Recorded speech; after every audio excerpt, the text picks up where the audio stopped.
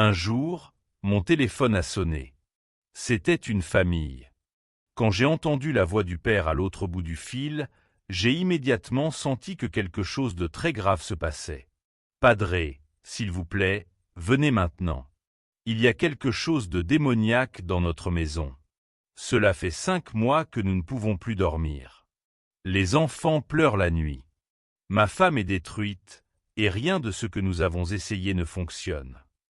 Et, mes frères, ce que j'ai trouvé en arrivant dans cette maison a changé à jamais ma façon de comprendre la protection spirituelle. J'y ai découvert quelque chose que l'Église sait depuis des siècles, quelque chose que presque personne n'enseigne aujourd'hui, et qui peut protéger votre foyer d'une manière qu'aucune prière seule ne peut garantir. Aujourd'hui, je vais vous révéler quels sont les 3 animaux que Dieu a créés pour éloigner le mal de votre maison. Avant de continuer, vous devez comprendre une chose. Ce n'est pas de la superstition, ce n'est pas de la magie, ce n'est pas un folklore sans fondement. Ce que je vais partager avec vous a des racines dans les Saintes Écritures, dans la tradition de l'Église et dans des siècles d'observation spirituelle. Vous allez découvrir quels sont ces 3 animaux, pourquoi Dieu leur a donné cette capacité particulière, le fondement biblique et théologique de chacun, ainsi que des témoignages réels de familles ayant vécu une transformation dans leur maison, et comment appliquer cela chez vous, étape par étape. Mais je vous préviens, le 3e animal est le plus surprenant, le moins connu, et peut-être le plus puissant de tous. Êtes-vous prêts à les découvrir? Cette nuit-là, j'ai conduit jusqu'à la périphérie de la ville. C'était une zone semi-rurale, sombre et silencieuse. Quand je suis arrivé, vers 4 heures du matin, toute la famille était réunie dans le salon, avec toutes les lumières allumées. Les enfants, âgés de 8 et 10 ans, étaient accrochés à leur mère. Le père avait le regard d'un homme à bout de force. Ils m'ont tout raconté depuis le début. La maison appartenait auparavant à un homme qui était mort seul, 1 an plus tôt. Les voisins disaient qu'il pratiquait l'occultisme, qu'il faisait des rituels. Les gens l'évitaient. Après sa mort, la maison avait été mise en vente. La famille l'avait achetée parce qu'elle était spacieuse et bon marché. Ils ne connaissaient rien de son histoire. Dès la première nuit, les manifestations ont commencé. Des pas dans le couloir alors que tout le monde était dans sa chambre, des ombres qui bougeaient, des portes qui s'ouvraient toutes seules, une oppression dans la poitrine chaque fois qu'ils essayaient de prier. Après 5 mois, ils n'en pouvaient plus. Mais, mes frères, ce qui a le plus attiré mon attention n'était pas les phénomènes eux-mêmes. C'était un détail que la famille a mentionné presque par hasard, quelque chose qu'ils n'avaient pas compris eux-mêmes. Sur toute la propriété, il n'y avait pas un seul animal. Ni oiseau, ni insecte, ni lézard. Rien. Dans une zone rurale où la vie animale devrait être abondante, il y avait un vide total. C'est à ce moment-là que j'ai compris. Le premier animal, le chat. Je sais ce que vous pensez. Dans de nombreuses cultures, les chats sont associés à l'obscur, au mystérieux. Mais, mes frères, c'est exactement l'inverse de la vérité. Dieu a doté le chat de quelque chose d'extraordinaire, la capacité de percevoir des présences spirituelles que nous ne pouvons pas voir avec nos yeux physiques. Lorsqu'il y a une présence démoniaque dans un lieu, le chat le sait avant tout le monde. Il se hérisse, souffle vers des points vides, ses yeux se dilatent, il attaque l'air comme s'il combattait quelque chose d'invisible. Le père Gabriele Amort, exorciste célèbre du Vatican au XXe siècle, a écrit dans ses livres quelque chose que beaucoup ont ignoré. À de nombreuses reprises, lorsqu'il arrivait dans des maisons infestées, le chat présent le guidait directement vers les zones les plus touchées. Il soufflait et attaquait exactement là où lui-même percevait une présence. Et lorsque l'exorcisme était terminé, le chat se calmait complètement. Les chats ne se contentent pas de percevoir le mal. Leur présence constante semble créer une barrière qui rend les manifestations physiques plus difficiles. J'ai personnellement documenté des dizaines de cas de familles chez qui, après l'arrivée d'un chat dans leur maison, les manifestations ont diminué de manière spectaculaire. Dans les couvents et monastères catholiques d'Europe, cette pratique a été maintenue pendant des siècles. Thérèse d'Avila autorisait les chats dans ses couvents. Jean Bosco en avait dans ses oratoires. Ce n'était pas seulement pour chasser les souris, mais parce que ces saints reconnaissaient leur rôle protecteur. Loyal, surtout s'il est grand et courageux, n'a peur de rien. Ainsi, si un chat apparaît chez vous, s'il arrive de nulle part comme s'il avait été envoyé, ne le rejetez pas, donnez-lui de l'eau, de la nourriture, laissez-le rester. Peut-être que Dieu l'envoie comme gardien. Mais ce n'est que le premier.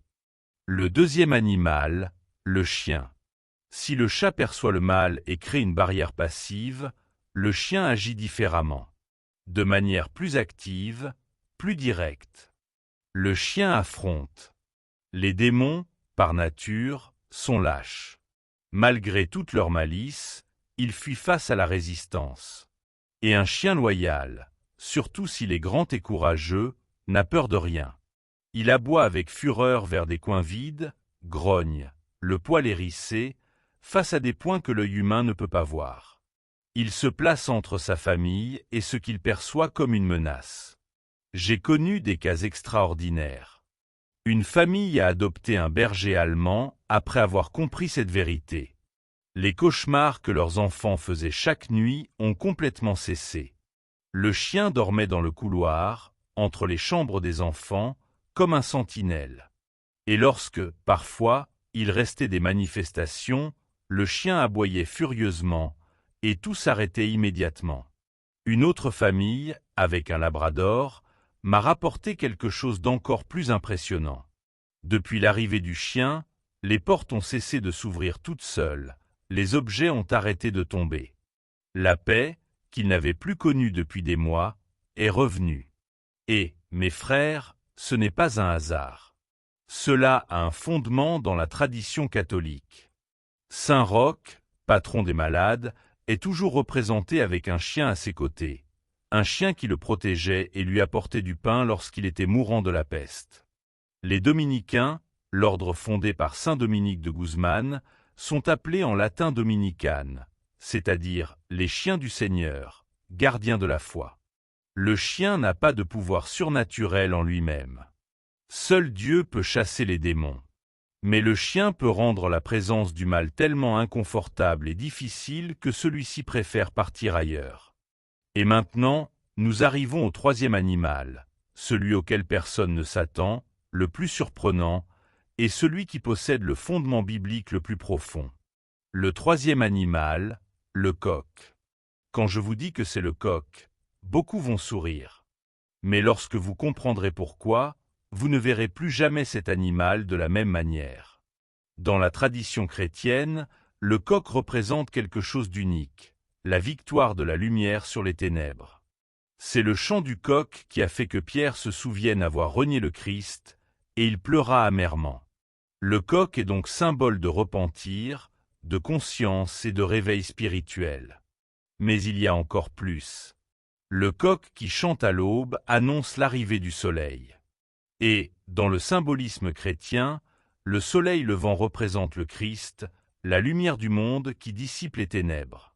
C'est pourquoi, pendant des siècles, dans l'Europe catholique, les girouettes au sommet des églises étaient en forme de coq. Ce n'était pas décoratif, c'était un symbole théologique vivant. Dans les maisons rurales, notamment en Espagne, au Portugal, en Italie ou au Mexique, la présence d'un coq était considérée comme une protection sacrée.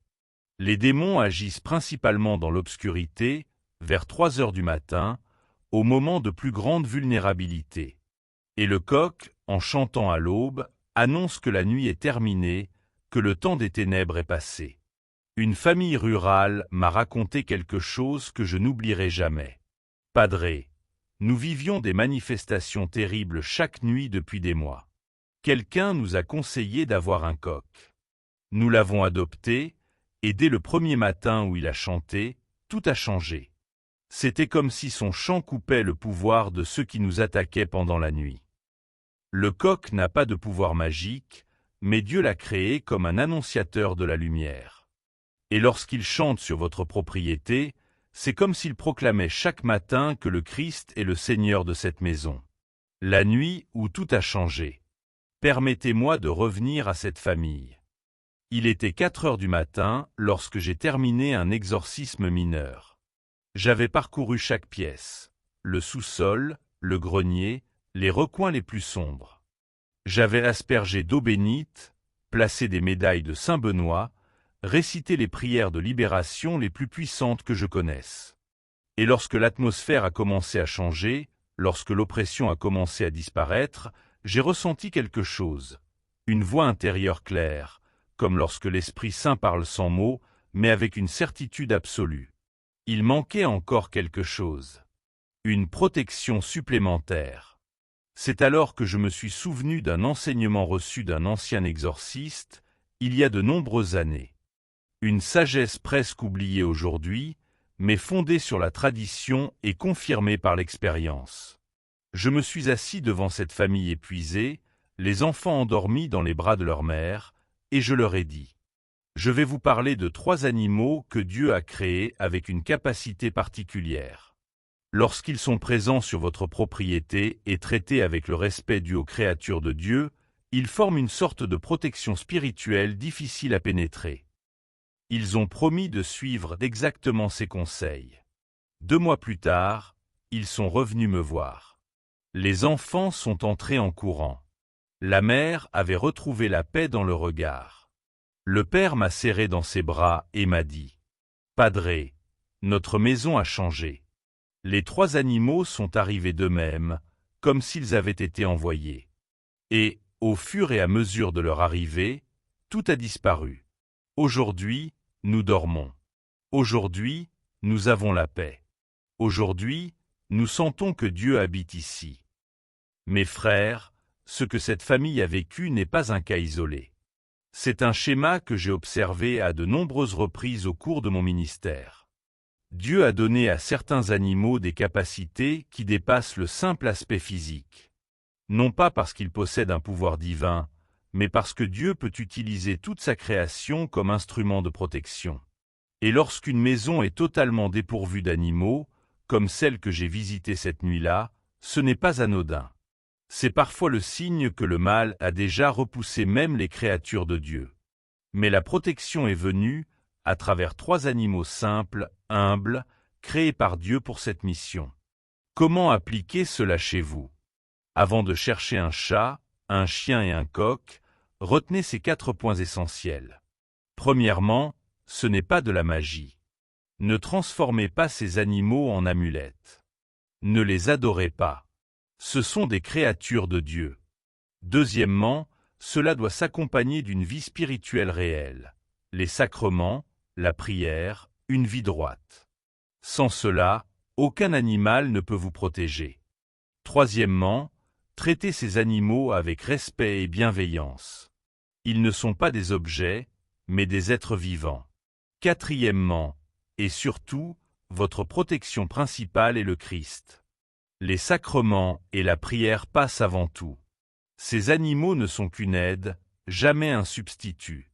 Si vous vivez en ville et ne pouvez pas avoir de coq, vous pouvez en garder une image ou une statue comme symbole.